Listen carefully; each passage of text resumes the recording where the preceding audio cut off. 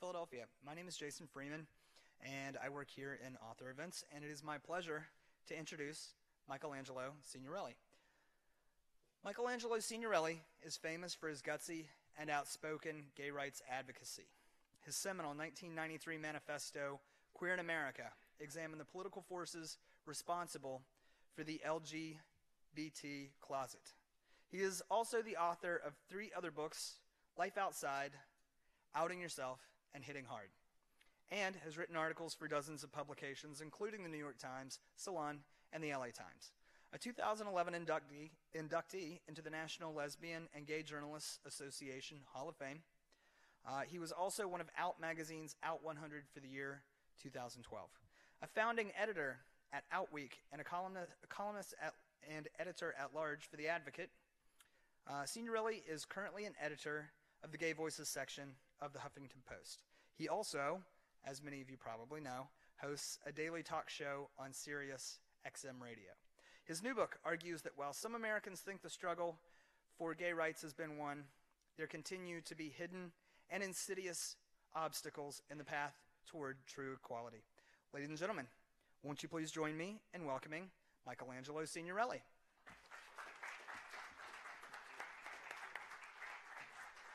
Thank you. Thank you all for coming out tonight. I have been on a tour around the country and talking to people and getting their ideas. And so I'm really happy to open up a discussion to you after I speak a little bit about the book and what made me write this book, and then some of the things that I found in researching it and hit on. I started to see several years ago that, you know, as we would be making these victories and celebrating wins, we would sometimes see a disconnect between the facts on the ground in the LGBT community and some of these wins. And when the wins were modest, you know, I really was thinking about this from back in 2009, that disconnect wasn't so great. But as we saw in the last few years, we've had extraordinary wins, and it's been enormous. It's been incredible, and it's a great thing. And we may have a huge win in June with the Supreme Court. And these are certainly things to be celebrated, and certainly things for us to pat ourselves on the back and energize people around and talk about how we got there, because so much of it is from the hard work and activism of so many people who've really fought, I think, from the grassroots on up on so many of these issues. So these last few years have really been extraordinary, and I started to see that disconnect between the wins and the celebrations and the facts on the ground, and it started to really trouble me, because even as we had these great wins, bigotry and homophobia and transphobia was continuing all across the country, and stories would erupt of people who would face discrimination and violence and be thrown out of their jobs and out of their homes. And I would feel as if these stories wouldn't get a lot of attention, and often it would fall upon the people who were less fortunate in the community, the people who had less resources in the community, and you know, weren't able to get that message out. And what I started to notice was the celebrations and the wins would be so kind of uplifting for people that I think they just kind of put all of these other issues out of mind. And I think if this happens to any movement, I think particularly for the LGBT movement, a couple of things played into it. One is that we've been so despised and so hated for so long, for, you know, eons, and then we finally find our voice, and then only to be decimated by a horrific epidemic and see complete indifference in response to it. And then we have these wins, and I think that they become spellbinding and intoxicating and, you know, kind of become a psychological salve for people in terms of looking at that bigotry still out there. And I started to see the word inevitable being used a lot. Well, now it's inevitable that we will win everything. And nothing is inevitable. You have to keep working.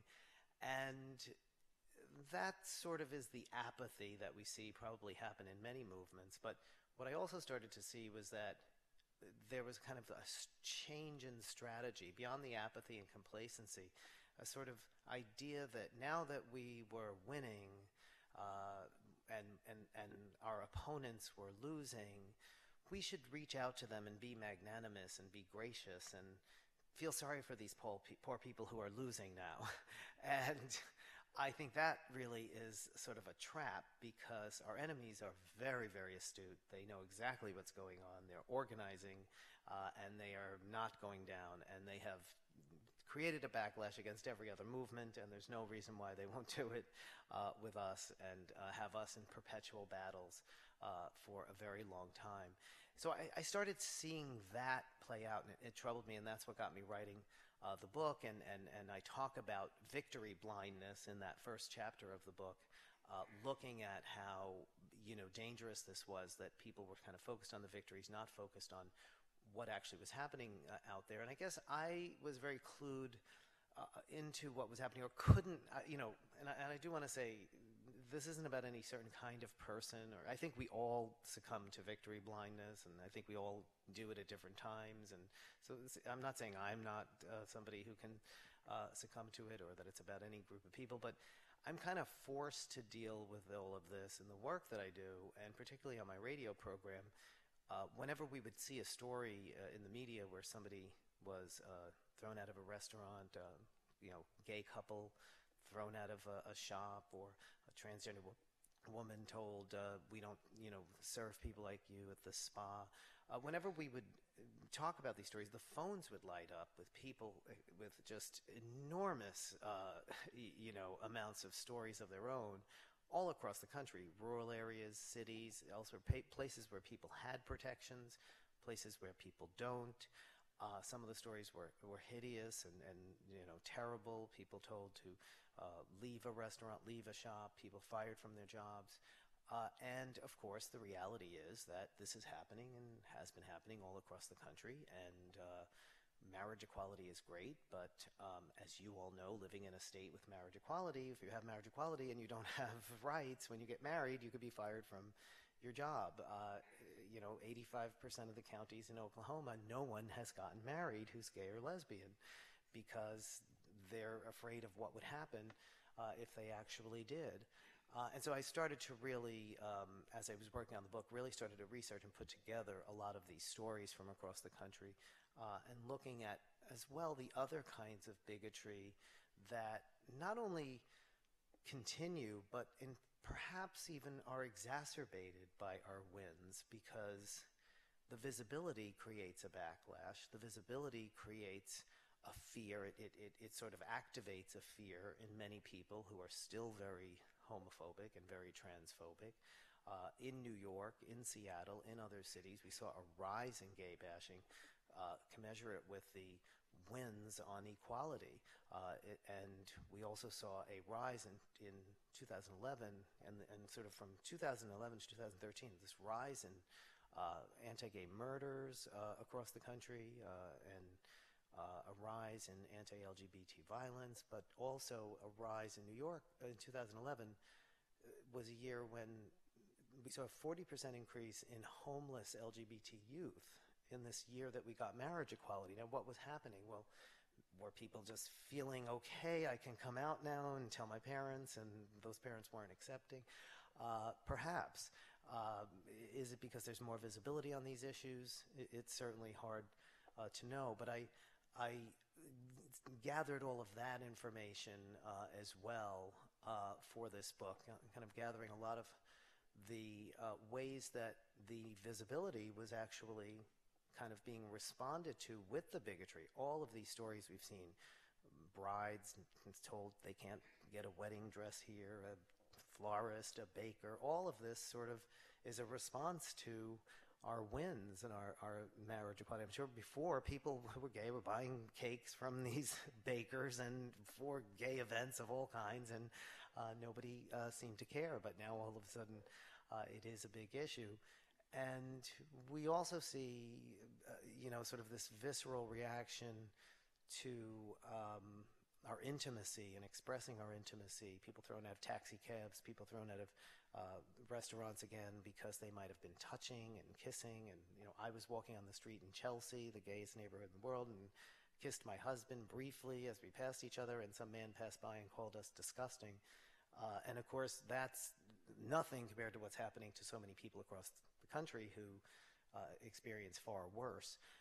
And I really got to looking even further at where things were and finding that, and there's a lot of research in the book pointing to interesting data sets pointing to how deeply closeted people still are all across the country.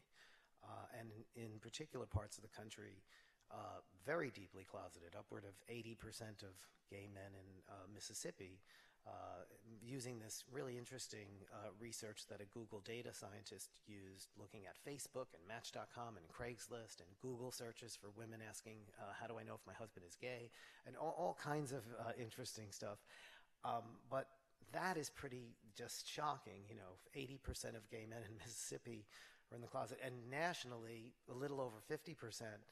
It shows how far we need to go, and there's no reason to believe it's any different with lesbians or bisexual people as well. It was, again, just more information that was showing me how deeply entrenched homophobia was. And then I did some research on how much things have really changed in terms of heterosexuals and how they perceive LGBT people. And some fascinating research in this book showing that as we've seen all these polls shift dramatically, and every day there's a poll, there's another poll today, right? As we see all these polls shift dramatically, when researchers do implicit bias studies, not explicit, of course the polls are a measure of the explicit, what people will say to a pollster, what they find is that the change in implicit bias has been very slight against LGBT people. Now, it's, I guess, progress that people will be less likely to say to a pollster that they don't like us, but the fact that they still harbor it means it's kind of more dangerous in a way, and it is harder to confront, not that we would ever want to wish Fred Phelps in the Westboro Baptist Church back, but you know what you're getting when you see those people. When you have this implicit bias, it becomes much more difficult to take on. And I started to look beyond just the issues like, protections and, bias and the closet and, where we aren't protected, the 29 states and federally. I mean, that's kind of the obvious thing I think that everybody knows that, even with marriage equality, we still need. But I started to look at just our culture in general and asking, are we really satisfied with how we're portrayed in the media and in popular culture, where we're often sanitized and we are made palatable to heterosexuals, and we allow it to go on. We're sort of, again, perhaps so intoxicated with just the idea that there's representation out there that we don't question that it's very sanitized, it's very white, it's very male, but it's also sexless and harmless and sort of doesn't challenge that deep-seated homophobia, that very implicit bias that I was talking about, that if we're really going to move forward, we really need to challenge. And so I started asking those questions, and I was drawn to the book Covering by Kenji Yoshino of New York University, a law professor, and kind of took his book from 2006, which really made a very amazing impact on how all minority groups, all marginalized groups, women as well, kind of when they attain a certain level of status, attain certain rights, but still face bigotry, they think the strategy is to cover, to try to fit in, blend in, be team players, don't focus on the difference, be palatable. And it hasn't worked for other groups, and he makes the case that it's certainly not going to work for LGBT people. And I think the book was very ahead of its time in 2006. So I really, and he said in that book, I want to take the word covering, I want somebody to take the word covering and make it as popular as the closet. So I try to do that in this book, because I took covering and I applied it to everything. What we all do in our own lives, but what we see on TV, what we see in the media, sanitized, palatable kind of images. And then I looked at the media as well, and why we, again, are satisfied with the idea that they're talking about it and talking about our rights, but we're not questioning how they're really talking about it. Again, are we just so kind of mesmerized by the idea that these issues are in the media all the time? Why are we allowing this, what I call the both sides delusion of the media, where we have our basic, not just our basic rights, but our basic humanity brought up for debate still? Why are we still not past that? We don't see white supremacists brought on television to talk about racial issues. We don't see Holocaust deniers brought on to talk about issues regarding Jewish people. Why do we still have people who have been certified as hate group leaders who put out defamation that has been shown to be completely reckless and wrong, and information that just is so damaging, and claims that gay men molest children and all of this? And I'm talking about the Family Research Council and the American Family Association and other groups. Why are they brought on television? Can understand having serious debate and serious discussion about issues. So I'm not talking about censorship, but I am talking about getting rid of this both sides delusion when it comes to just who we are. Why is it every time something is discussed, they have to bring one of these people on? And then why don't they say, this is Tony Perkins from the Family Research Council, has put out hateful defamation that says that gay men molest children and this and that, and has been labeled a hate group by the Southern Poverty Law Center. Then maybe they would be a little balanced. Or this is Peter Sprigg, who says that sodomy laws should be brought back and LGBT people should be put in jail. They don't do that. They bring these people on as legitimate spokespeople, and it again shows me that we're far from victory, and that it's far from over, and that we really need to take on the media as well. I also moved into male team sports, and really there are so many other issues, and I'm sure some of you will ask about them as well, that I looked at and analyzed in the book. But I sort of moved toward the end to looking at male team sports, because I kind of see that as really kind of the factory of homophobia in our culture that goes right back to high school, and it, creates that sort of the hatred against women, the hatred against transgender people, the hatred against gay people. I mean, it's all kind of connected. If you're not playing well, the coach says you're being a girl or a sissy or a pansy, and what is that really all about? And then all of that is taken into professional team sports, where we still see this, horrific bigotry that is not dealt with. We had a coach on the Minnesota Vikings say that gays should be put on an island and nuked, and he was given like a 3-game suspension, 2 if he went to sensitivity training. We've had people who've worked for the most horrific bigots given rewards as director of player development on the New York Giants, David Tyree. The very job that a gay player, the very position, the very person a gay player would have to turn to if that player were to come out. And I wanted to look at male team sports because I believe that, obviously, because there is such a place in culture, no matter what you think about sports, that male team sports are put, and these people are held up as heroes, and that we need to have the same sort of reaction as there would be to any other expression of bigotry against any other group.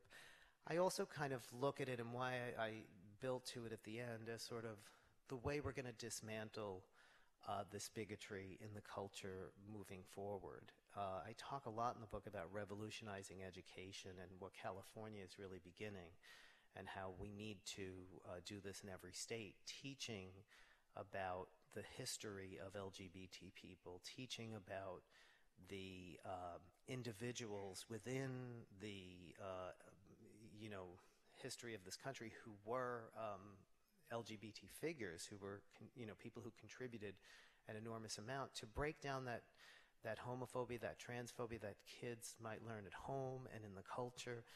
They would get it at school, and this is what they're doing in California. And the textbooks are being, finally, it's taken several years to get the textbooks updated, but they're being rolled out this year, and they'll teach about Harvey Milk, and they'll teach about the Mattachine Society, and they'll teach about the Holocaust, and not forget the part that,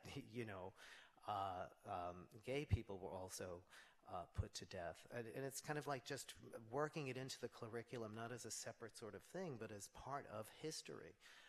And that needs to be done in the sports programs as well, and that we need to kind of redefine masculinity as not being in opposition to, because that's kind of how it is defined for young men. And then, what we see today is men feeling they're under attack. They're under attack from women. They're under attack from now the gays. But if we actually raised children without defining masculinity as in opposition to homosexuality or gender, women, etc., we might have a different culture. We might see things change as we move on, and that kind of brings us to the I think the roots of what our movement was about, which was changing gender norms and sexual liberation, period. Because rights are one thing, and we've just now gotten just a little bit of rights, because we still need many rights, but we really want to change the culture. So it sort of really shows you that, wow, it's not over. And people say, well, that's very utopian. And I say, well, who would have thought we'd have come this far? There's no reason why we can't do all of the rest as well. And I end the book with an epilogue, in fact, that sort of is a call to action and steps people can take in their own lives, and together moving forward to get so many more of the rights that we need federally and in the states, to kind of break out of the victory blindness, to break from the covering demand and stop covering, to teach self-empowerment and self-defense. I talk a lot about that in dealing with bullying and the terrible, if there's anything that shows that we're nowhere near victory, the terrible reports that continue of LGBT teens taking their lives. Self-empowerment, self-defense, stop asking for so little. Not only is it psychologically kind of bad, but it's strategically, politically bad. And what I'm talking about is we've asked for 20 years for this Employment Non-Discrimination Act, this narrow employment bill with religious exemptions, right? And Hobby Lobby, I think, scared the daylights out of everybody, and they realized how dangerous the religious exemption was. And now we saw with Indiana, and I'm sure we're going to talk about all of that, how dangerous these religious exemptions are. But why have we been only asking for an employment bill with religious exemptions for the people who would discriminate? There's a kind of a whole mindset that, of activism that is sort of like, you have to just ask for a little bit at a time, and you gotta kind of slip in the back door in a way and do things quietly. And I think what we've seen is what I show in the book is the wins we've had were because we didn't do that, because the grassroots led, and there was a backlash. Yes, people decided they needed to get married in Hawaii. They were couples who needed rights. They were living in rural Hawaii. They were not people of means. And yes, there was a backlash. And the Washington, the leaders, the Beltway leaders were like, no, what are they doing? Marriage, but this is going to create a backlash. We are trying to pass this ENDA. They've been trying to pass this ENDA for 25 years now, right? And they can't get it passed. and marriage now looks like it'll happen because people decided they needed to do it, but also because we asked for a lot. It was outlandish, and wow, it worked. Instead of asking for a little because you look like, did you really feel that you don't deserve that much? So I think we need to kind of reorient our whole strategy, and I talk a lot about that in the epilogue as well, and drop this kind of, asking for little pieces. Ask for it all, and fight it out and see what you get. And all of that, all of these things, the covering demand, the victory narrative, taking on the media's both side delusion, all of it adds up to a whole new attitude and getting beyond tolerance, which I think is what we certainly need to be thinking of, instead of this idea of just being sort of allowed to exist, which is tolerance in and of itself. So thank you all very much, and I'd love to hear your questions and your thoughts as well. Thank you.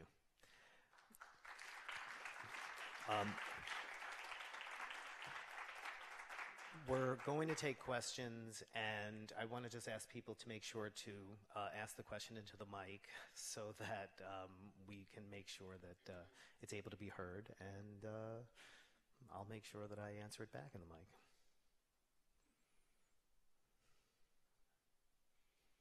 Sure. Well, I have a couple, actually. So we're facing an election, and if Hillary Clinton wins, certainly by the time 8 years has passed, Ruth Bader Ginsburg will be gone. And I don't see any way, if a Democrat is elected, that any Democrat will get any court appointments to the Supreme Court, the appeals courts, or even the district courts through any Senate that has at least 40 Republicans. So that gives rise to the question, I don't know how you would answer it, is that if we get marriage rights in June for everyone, and she goes and Stephen Breyer goes, as well as Kennedy and Scalia, because they're all 80-ish, if the court tilts and we wind up with a pile of Republicans, whether you think they would dare take it away after it's been won. Well, I think you point to the precariousness of the Supreme Court and rights for everyone in every group, including us. And in this victory blindness, we somehow think that, I don't know, some people kind of think like we're special. Somebody's decided we're special. Well, one man on the Supreme Court likes us who happens not to really like women and doesn't really like African Americans, okay? Justice Kennedy. If we have a 5-4 ruling as we had in, the DOMA case, that's a far cry from Loving versus Virginia, which was a 9-0 ruling banning interracial marriage. So we're in a very different world, and people just don't get it. They think, oh, we're going to be so accepted. If not for Justice Kennedy having some, and there's been some discussion, he had a gay law clerk or whatever, liking gays, we would not be anywhere near where we are right now. And I'm just not sure everybody really understands that. They think, again, this inevitability thing. America has decided that, they like us. African Americans, looking at the gutting of the Voting Rights Act in the same year that DOMA was struck down, did anyone think that would happen? So when you ask me the question, would they ever roll back marriage? I mean, I don't know if anybody ever thought they would ever roll back the Voting Rights Act, but I'm less concerned with them rolling back marriage. I guess I don't see that necessarily happening. But what I do see, and what we have seen the Supreme Court do with women as well as with racial minorities, is just, narrow more and more of other rights. So, right, all of the abortion decisions, but even pay equity, so many other issues, rape culture that women are still facing. we've seen these movements grow that are a backlash to it, and then we see it playing out on the court as well. And we have no idea really, and this is all tea leaves, reading, how the court is going to rule in June in terms of what legal theory they will make this decision on if they do rule for marriage equality. But if it's the lowest possible standard, it will certainly leave all these other questions open about the bakers and the religious freedom for these people who own businesses and whatnot. Well, and the one that came out the other day about the auto mechanic who now Right. says he doesn't want to service a gay person's car. Right. Not a car that's going to a gay wedding. Right. And all of that will be still open. And when you talked about Hillary Clinton, becoming president, if that does happen, and it very well could be that one of these Republicans becomes president, because none of us knows anything, just getting a bill passed. You mentioned getting people on the court. Just getting a federal civil rights bill passed is going to be an enormous slog. We've had the biggest surge of Republican governors and Republican legislatures. And when I say Republican, people say, well, that doesn't necessarily mean anti-gay, but it does, because that's how it's played out. We've had the biggest surge since 1920. So these 29 states that don't have rights, a few of them may change, and I hope that happens here. But it's not going to happen in Alabama. It's not going to happen in Mississippi. It's not going to happen in Oklahoma and elsewhere. And a federal bill, with the House in control of the Republicans, which looks like it's going to be for a long time, I just don't see that. I think we're in for a very long slog, and we've got to snap out of this thing where, Justice Kennedy happened to like us, and we suddenly think we've won everything. So I'm glad you pointed to the court, because I think it's an important thing to think about.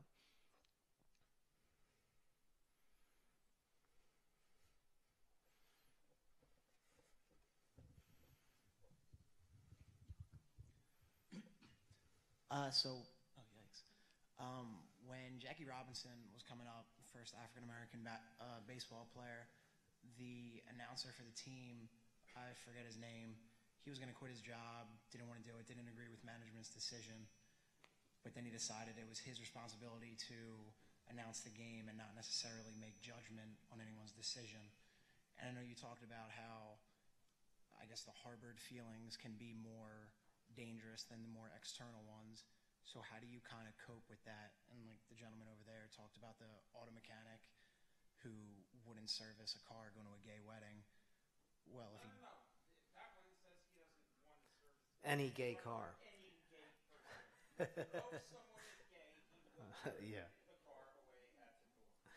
Yeah, I'm glad you brought it up in the context of sports and Jackie Robinson, because when Michael Sam came out, it obviously was history in the making when we had the first football player who openly gay drafted to the NFL. And obviously there was a lot of support, but there were a lot of people who, there were some players, some sportscasters who made homophobic comments, and, we saw all of that. So that still played out, but nonetheless, there was support. The president, Michelle Obama, made great comments. The NFL itself put out great comments. And then Michael Sam did something that I thought was great. He didn't cover. I was talking about covering. He could have, and when I talk about covering, many people in the LGBT community can't cover. They are either, men who are more gender nonconforming or effeminate or feminine or butch women or, transgender people who people can easily figure out maybe they're transgender. But a lot of people who can cover, decided that maybe they shouldn't. And Michael Sam was that. He was a conventionally masculine guy who could have just sort of, faded in. But he didn't. He decided to kiss his boyfriend on national television, and the whole world went crazy. You know, I went on CNN the next day, and Carol Costello, who has grilled anti-gay homophobes and, you know, certainly has done a great job, and I often have a good conversation with her, she was saying, well, how is he going to handle this now? I mean, didn't that kiss go too far? And he has to now go in the locker room with these people. And what is he going to do? Should he talk to the team about the kiss? I'm like, no. Why should he talk to them about the kiss? But what it, I think, highlighted was that there's this covering going on and how detrimental it is to us, and that the only way we're going to really get at this deep-seated homophobia is to desensitize the hell out of people to things like same-sex intimacy. And, you know, yes, there will be explosions of, you know, reaction, but again, you can't get in the back door. You have to have the reaction. You have to have that, visibility that creates the outrage. So I think the way that we do it is the way we have been doing it. Being visible, being out there, being open, not, you know, some people said, let's reach out to these people, or let's, you know, maybe we should, try to understand why these people don't want to serve gays, or why do we even care, or who wants to go to a gay bake, or this and that. And I just think that's already, a defeatist strategy. I think we need to be as out there, as visible, as confrontational as possible. It may lose you some people in the short term, but I think it's sort of in the long term, particularly in our culture. Our culture is such a rough and tumble culture. Nothing gets done without everybody throwing a lot of crap at the wall. So I think we need to do that and not think that we're going to get it by being nice. I'm appreciative of your strategy, but I'm not sure that we have named the real issue. And I have two different ideas. I think they may be related. You said you were talking about gay men and so forth, and then you said rather casually, I have no reason to believe it's any different for lesbians or bisexuals. And when we do that, when we kind of say that casually, lump them all together, I'm wondering if we aren't missing a gendered explanation of what we're really against. So I will bring up my second point, which is yesterday I was told by a Jewish woman how there's been such a great increase in anti-Semitism on college campuses, which I was not aware of as a good Protestant. But I have been, as a woman, very painfully aware of all the laws that are going down against women, particularly even the woman who in Indiana is going to prison for 44 years for a miscarriage. So I'm wondering if we've named what it is that's pushing against all of these groups. I mean, the Black Lives Matter and so forth, and the woman in Pasadena who has been arrested. I mean, it's happening across the board in so many ways that I'm wondering if the strategy that you're suggesting needs to be more coalition built, or I totally agree with. Okay. Yeah. And how do you name then what it is we are against? Yeah. That would include other people to make the coalition stronger. That's my question. Yeah. It's something that I think we had and we lost at a certain point. And it's hard to know, was it that movements diverged, different issues affected people?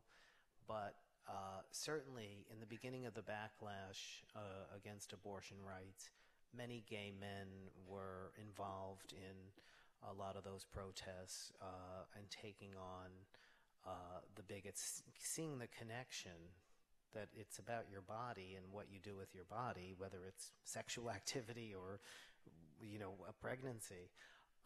And I think that's really been lost. I think that we've kind of all diverged. And what I try to do in the book is really string together, particularly looking at the women's movement and the apathy that grew from within with this whole idea of being post-feminist and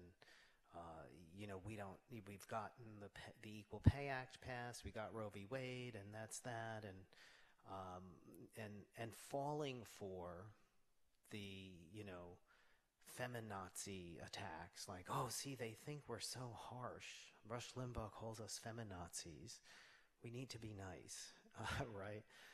I try to point to all of that and say, let's not let that happen to us. But yes, how can we bridge all of these back together and kind of see the connections? And that's where when I talk about sports and how so much of this is connected with masculinity, and even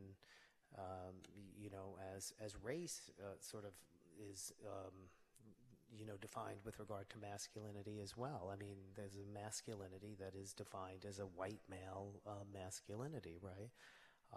That demeans everybody. So that's one area where I think we can kind of come together. And I get back to this issue of revolutionizing education and teaching across all of these various groups that intersect with each other.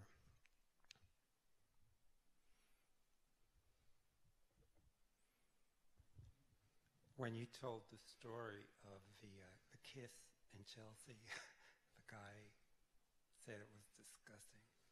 My gut reaction was, and I'm sure it wasn't just I feeling that could well have been a gay guy, because the way things are now,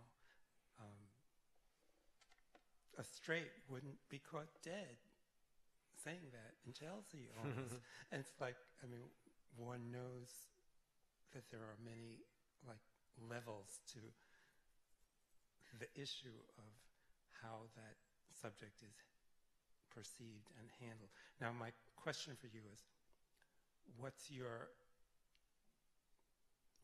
gut feeling, or maybe not just gut feeling, but how excited or unexcited are you about Hillary Clinton becoming our almost presumed next president?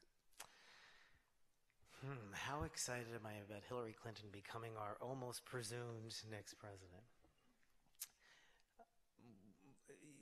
When I look at Hillary Clinton and I see all of the criticisms of Hillary Clinton, consummate insider, very slick, name your criticism. And then I look at all these Republicans. I take every one of those things that are critical of, the critical items about Hillary Clinton. We're in a very dangerous time, I think, with where the Republican Party is. Who has the Republican Party in its grips?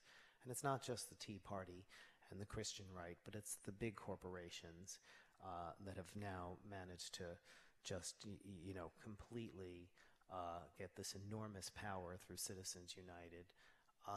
It's a very dangerous time, and I would like to see, a progressive president, and I would like to see somebody who's more progressive than Hillary Clinton. But if the reality is that we have to make Hillary Clinton be the best Hillary Clinton she could possibly be, then I'm fine with that too. And I think that we can, and I guess that brings me back to the strategy again of Washington Beltway gay groups. They're already sucking up to Hillary Clinton. And Equality California already endorsed Hillary Clinton before she was running, before she said she was running for president. And I just don't understand it, because Hillary Clinton, she was very late on gay marriage. She still kind of hasn't really, I know she put it out through a spokesperson in the last couple of weeks that she, thinks the Supreme Court should do this, but that's not really championing our rights. And marriage is done. We need somebody who's going to say, we need a full and comprehensive civil rights bill, and we need our groups to be holding her feet to the fire. And I think every group needs to hold her feet to the fire on all of the issues that are really important. And the argument needs to be made that it's, one, about energizing the base, because you know, the victory narrative, one thing it does do is make people apathetic even when it comes to voting, right? So it would be very smart of her to scare the daylights out of the gay community and get them energized and scare the daylights out of the entire progressive coalition. It is a strategy that energizes the base, but also, and I can't for the life of me figure out why, you know, Hillary Clinton's strategists and gay groups aren't making the case. Maybe they are. It's a great weapon now to use against the Republicans. They're the ones who are split on these issues. They're the ones who are divided. Look at this insane stuff that's been playing out just in the last few days with, would you go to a gay wedding? And no, I wouldn't go to the wedding. I'd go to the reception. I went to a reception, but not the service, not the actual wedding. Yes, I'd go to a wedding, but I go to my friends who divorced. I go to their remarriages, Marco Rubio said. And it's just, they're the ones who are totally split on the issue. And you could be the champion who is very consistent. And so I feel like, let's pressure Hillary Clinton. Let's also hope that there really is a real primary that forces these issues to be debated. Hillary Clinton has not really put out positions about a lot of things. They've been kind of vague. Let's make that happen. And on all the issues, but for us, on LGBT issues.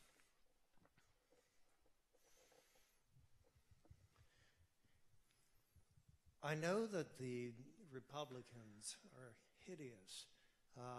But when I think of Hillary Clinton, I think of when she was in Moscow a few years ago, next to Luzkov, the mayor of Moscow. And as far as I know, it's never come out since, that she never challenged him on the persecution that Russians were enduring at the time. As the Secretary of State. Exactly. Yeah, I remember. So my point is, I think that the LGBT movement, certainly parts of it, made a crucial mistake. And frankly, I think it was led by Joe Salmonese and Human Rights Campaign. Yes. And that's, we did something, or they did something, that the civil rights movement did not do. Martin Luther King never put his demand for rights in the back pocket of any particular political party. And that's essentially what has occurred. Not only any party, but HRC was actually backing Hillary Clinton, and Barack Obama won the primary. Exactly. So it wasn't even the party. They were actually backing the wrong person early on. And I think the other element is that we've gone through, it kind of makes me shiver to think how long, this phase, I hope it ends, that it's a very mainstream phase, that we're just like everybody else. When you look at the so-called victories, they were military and marriage according heteronormative marriage. So instead of taking, as this woman suggested, a hard-nosed, multi-pronged, bringing in issues of the thousands of abandoned youth that never made the radar of HRC, let alone what was happening to LGBT people overseas, also not making that radar. But I think what we need, despite the Republicans, because it isn't just the Republicans, we live in a very conservative country. And until we take a really determined, hard-nosed, multi-pronged, coalition-based endeavor, we're really not going to go anywhere. And in Absolutely fact, true. we're going to suffer the threat of having all of our achievements, real and so-called, erased, along with achievements that other people have made in relation to women's rights and African American rights and et cetera. I agree. HRC is already saying Hillary Clinton, Fred Sains of HRC said Hillary Clinton, the New York Times asked, why do gays really gravitate toward Hillary Clinton? I don't even know where they decided that was true. And then he said, because we understand the trials she's been through, and we love her like we love our moms. I'm like, we don't want Hillary Clinton to be our mom, right? We want, if she's a politician, we want specific things. I have been very critical of the Human Rights Campaign. Those of you who listen to my show, those of you who read my work, know that I've seen the Human Rights Campaign as having done a lot of things that I think are really destructive and not speaking on behalf of the grassroots of this country, not tapped into the grassroots. And it makes us less effective than, I think, other movements where they do understand that they need the grassroots. They need to have those people behind them. And ultimately, anything we've gotten has been because people finally got off their butts and, pushed past HRC, even on marriage, even on Don't Ask, Don't Tell, because even on those issues they thought that, that was too much to ask Obama, and we couldn't, we had to have a march on Washington. We had to have people chaining themselves to the White House fence. We had to have people interrupting President Obama's speeches. So I think this larger question is, why do we allow HRC to run everything, and how do we sustain that grassroots action to,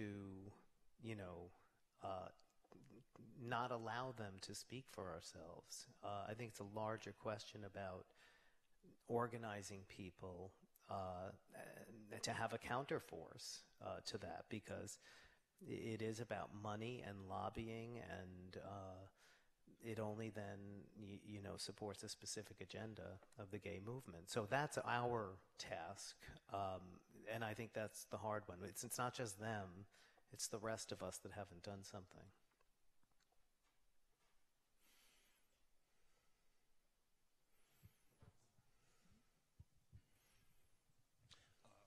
First of all, thank you for this book, and also for your 20 plus years of purposeful advocacy. It's meant a lot to me, and I know to millions of readers. I think any gay person in this audience has probably had a straight person say to them, boy, it's so much better now to be a gay person, isn't it? And I've never formulated a great answer that's kind of a yes, but, and short of giving them your book, how do you answer that when someone straight says, isn't it great now? Isn't it much better? Mm-hmm. I tell people, I throw out a bunch of questions to people. Do you really think that gay people are represented in a really accurate way? Is that what you really think that we look like? Do you really think that it's okay for people to be thrown out of a restaurant? And here's where the media has done a terrible job, because they gloss over all of this. Whenever I do ask those questions to straight people, they are kind of bewildered because they can't believe that that happens. Most straight people believe that there are protections, federal protections. They think that we're protected in the Civil Rights Act. And then the second thing they do is, when you tell them that, because I'll always ask that, don't you think gays should be in the Civil Rights Act? Or, and they say, well, they are, aren't they? No. When you tell them that, they then say, and you say, and people are, people can be thrown out of their job or the restaurant. They say, but that doesn't really happen, does it? it's really amazing to me. And then I tell them the stories of the people who've been, the couple who were told in Texas, thank you for coming, and I hope you had a great dinner, but please don't come back. We don't serve fags here, right? And then they're shocked. They're absolutely shocked. Now, that's one story, and we know that that's like, there have been so many stories like that, and those are only the stories that we've heard about, right? And I also then ask them, how would you feel if you, navigating through your whole life are constantly aware that a certain move, a certain look, a certain outfit, a certain way you say something could suddenly peg you, because and suddenly you're facing hostility or just judgment, but sometimes violence, right? I think it's something straight people never think about, and I think it's something we don't think about a lot because we're so used to it.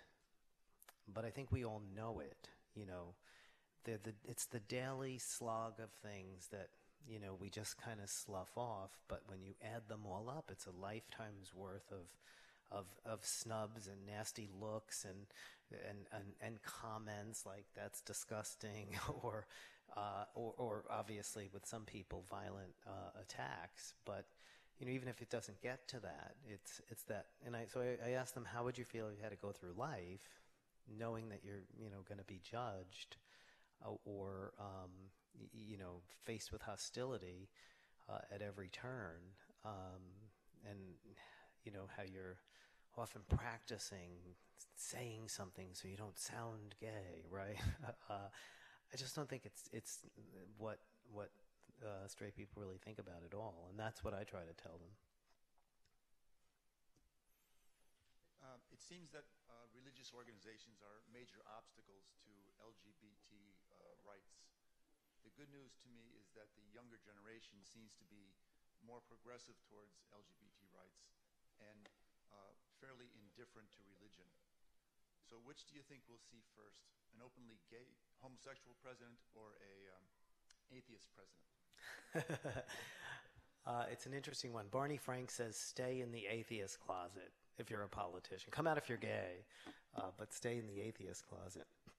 I want to address the issue of younger people and this whole thing. Younger people, all the polls support gay rights, and this is the future, and that's why it's going to go away, because I think that's another dangerous victory narrative that's out there. When I go to CPAC, Conservative Political Action Conference, and Values Voters Summit, but particularly CPAC, because Values Voters Summit is already a sort of religious conservatives, and Conservative Political Action Conference is more, kind of all the conservatives, the religious, the business people, they only have three constituencies, right? The Tea Party, fiscal conservatives, and the religious right. And I'll ask young people because most of the people at CPAC are, the average age is like 29. Do you support gay marriage? Do you support gay rights? And it's the same thing all this polling shows, and these stories that are always, New York Times, they always do a story from CPAC, and they interview these people, and they only ask that question. They never, in the polls and in the articles, they never ask the second question, which is, would you vote for a candidate who opposes gay marriage or gay rights or thinks gays shouldn't be served? And by the way, the young conservatives on the bakery thing are in a very bad place. They, especially libertarians, they think everybody should be able to discriminate against everybody, that the government shouldn't be involved in anything. And if you get them to really be honest, they'll tell you that you should be able to turn away people of color, that the business should be able to do whatever it wants. So they never ask that second question, though. And I ask it, and they say, well, I mean, that's an important issue, but it's about priorities.